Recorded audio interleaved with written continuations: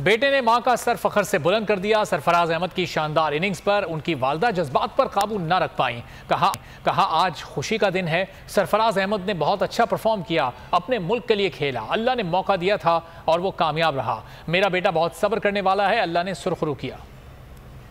खुशी का दिन है, मुझे बहुत अच्छा लगा। सरफराज ने बड़ी अच्छी परफॉर्मेंस दिखाई और अपने मुल्क के लिए खेला और इंशाल्लाह खेलते रहेंगे।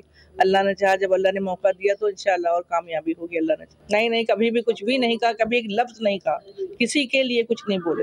इतने सबरदार हमारे बच्चे, कभी किसी लिए कुछ बोलते नहीं, कभी किसी के लिए आज तक बुरा नहीं कहा। अगर आपको ये वीडियो पसंद आई है तो हमारे चैनल को सब्सक्राइब करें और बेल आइकॉन पर क्लिक करें।